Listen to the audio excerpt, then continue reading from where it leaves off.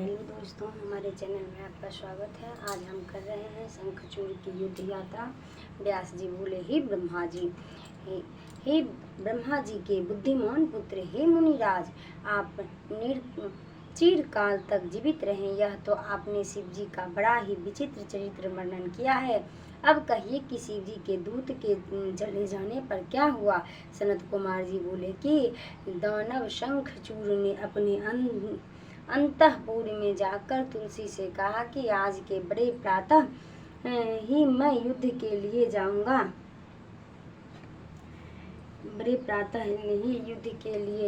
मुझे आज्ञा दो। रात में उसने पत्नी से बहुत बातें की। दोनों स्त्री पुरुष क्रीड़ा करते हुए सुख के सागर में मस्त रहे। प्रातः उठकर यथोचित सब नित्य क्रिया की और ब्राह्मण को बहुत सा दान दिया। फिर दानवराज शंखचूड़ ने अपने पुत्र को राजभार सौंपा और उसे भार्या तुलसी के अधीन किया। पश्चात रोती हुई प्रिया को बहुत समझाकर, जो युद्ध के लिए बार बार निषेध करती थी, उनके अनेक प्रकार से धैर्य दिया और सेनापति को बुलाकर सैन्य रचना कराई। क्षण मात्र में ही उसके दुर्मद वीर युद्ध के लिए तैयार हुए। मौर्य, कालिक और कालिके आदि सभी वीर उसके युद्ध चले। अगणित शूरवीर की 86 पलटन उसके साथ हुई। पश्चात सब मिलकर कुल 3 लाख अक्षयहिनी सेना युक्त वह मंडली छावनी से बाहर हुआ। गुरुजनों को आगे कर वह रत्न जटिल श्रेष्ठ रथ पर सवार हो युद्ध करने चला। चलते चलते पुष्पभद्र नदी के तट पर यक्षवट के नीचे अपना डेरा लगाया। वहां से उसने शिव जी की सेना का निरीक्षण किया। इति शिव महापुराण पंचम युद्ध खंड का 34वां अध्याय समाप्त हुआ।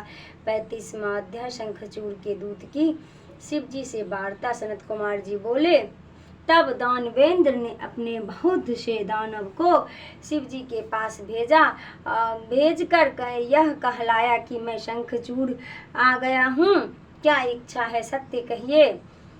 तब शंख के दूत के ये वाक्य सुनकर महादेव जी प्रसन्न होकर बोले, हे महाप्राज्ञ दूत, तुम जाकर अपने स्वामी से यह कह दो कि देवताओं से बैर त्याग कर उनके संदिग्ध कर लो और उनका राज्य उन्हें देकर सुख से अपना राज्य करो। तुम अपना राज्य करो और देवता अपना राज्य करे।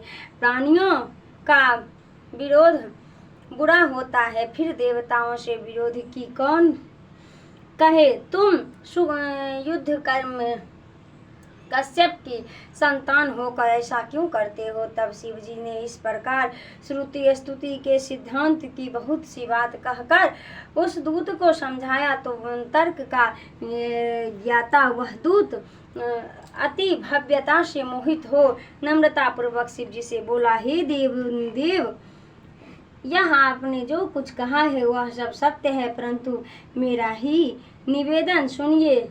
सारे दोष असुर में ही नहीं है, देवताओं में भी है। मधु केटव दैत्य के सिर को किसने काटा, त्रिपुर के साथ युद्ध कर उसको क्यों भस्म किया। आप देवताओं का ही पक्ष कर उनका ही कल्याण क्यों करते हैं। बलि का सर्वस्व हरण कर उसे पाताल क्यों भेजा। भाई सहित हिरण्याक्ष को देवताओं ने कैसे मारा तथा शुंभादि दैत्य कैसे मारे गए। समुद्र मंथन से निकले अमृत को देवताओं ने ही क्यों पान किया। क्या हम सब कलेश भोगी और वे फल भोगी हैं। परंतु हम तो यह जानते हैं कि काल ही परमात्मा है और यह विश्व उसका खिलौना है। वह जिस समय जिसको जैसा चरण देता है वह वैसा ऐश्वर्य पाता है।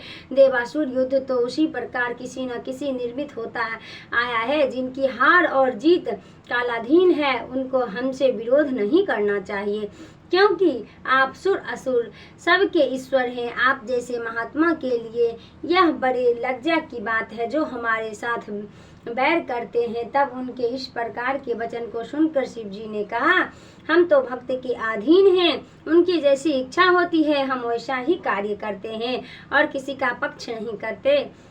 जब तब जैसा हुआ है सबसे सब में उनके ऐसे ही एक न एक कारण है।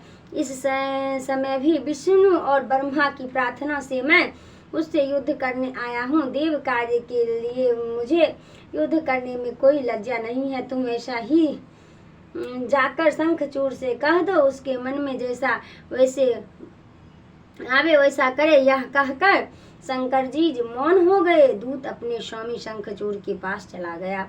इति से महापुराण पंचम युद्ध खंड का 35वां अध्याय समाप्त हुआ। देव दानव युद्ध। सनत कुमार जी बोले, अब उस दूत ने जाकर अपने राजा से शिव जी की कही हुई सब बात कह सुनाई। शंखचूड़ ने प्रेम पूर्वक युद्ध को ही उचित समझा। उसने तत्क्षण ही अपने वीर को युद्ध की आज्ञा दे दी। इधर सर्वेश्वर शिव जी ने भी अपनी सब सेना और देवताओं को युद्ध के लिए प्रेरणा दे स्वयं भी तैयार हुए। अनेक प्रकार के रणबाज बज उठे और दोनों पक्ष के वीर भयानक मार काट करने लगे। महेंद्र का वृष वर्षा से युद्ध होने लगा। दंभ के साथ विष्णु कालासुर के साथ काल का गोकर्ण से हुतासन, काल के से कुबेर, मैं से विश्वकर्मा, भयंकर से मृत्यु संहार में और कालंबिक के साथ वरुण का युद्ध होने लगा। इसी प्रकार बृहस्पति से शुक्र का और नंदीश्वर आदि सब गण दानव से युद्ध करने लगे।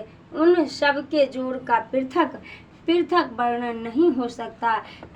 अभी एक काली और पुत्र सहित शिवजी वट मूल में बैठे रहे। उधर सारी सेना निरंतर युद्ध कर रही थी।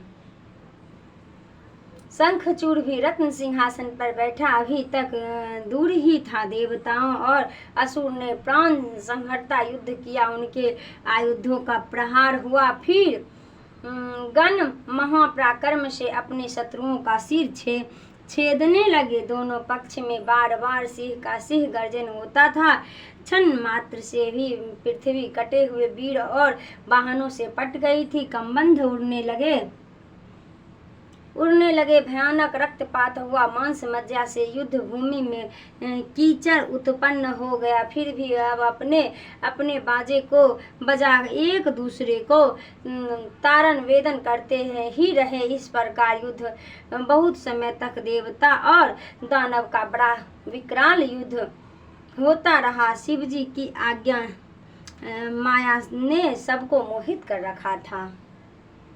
सेना सहित शंखचूड़ का युद्ध और स्वामी कार्तिकेय तथा वीरभद्र की वीरता कल पढ़ेंगे। तब तक के लिए बाय बाय। हमारे चैनल को लाइक कीजिएगा, शेयर कीजिएगा, सब्सक्राइब कीजिएगा, हमें अपना प्यार दीजिएगा, कमेंट जरूर कीजिएगा। श्री शिवाय नमस्तुभ्यं, श्री शिवाय नमस्तुभ्यं, श्री शिवाय नमस्तुभ्यं, श्री शिवाय नमस्तुभ्यं, श्री शिवाय नमस्तुभ्यं। भोला सब दुख काटो हमारा, हो भोला सब दुख काटो हमारा। शिव शंकर जपो तेरी माला, भोले बाबा जपो तेरी माला। भोला सब दुख काटो हमारा।